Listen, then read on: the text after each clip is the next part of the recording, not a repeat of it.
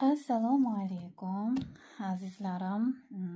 Qisqacha baqa burji ostidagi vakillarimizga rasklad qilib berishimizni so'ragan ekan. Talablarga binoan ko'rib beraman. O'zi umuman qisqacha baqa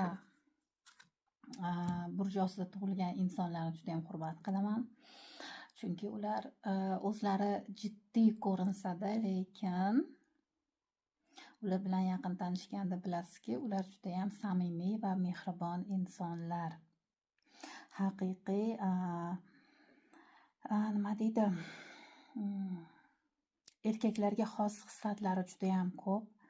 Bunaqa erkaklar uyda ham o'zlari bosh bo'ladi, farzandlariga juda ham tarbiyasiga e'tibor beradigan insonlar.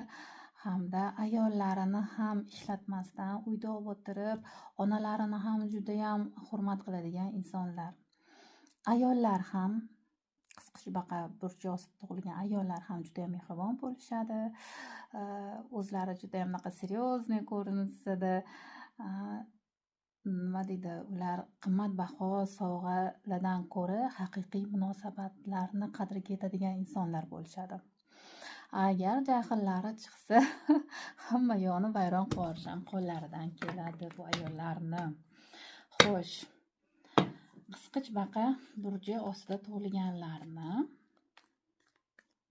yaqin kunlarda nimalar kutyapti? Qisqacha baqa burji ostida tug'ilganlarni yaqin kunlarda nimalar kutyapti?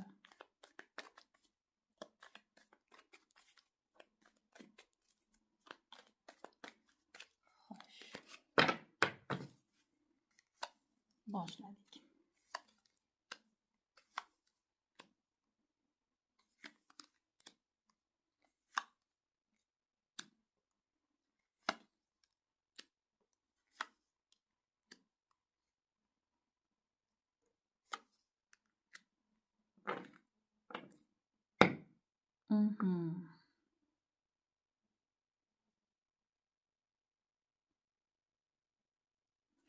Xo'sh, qaranglar.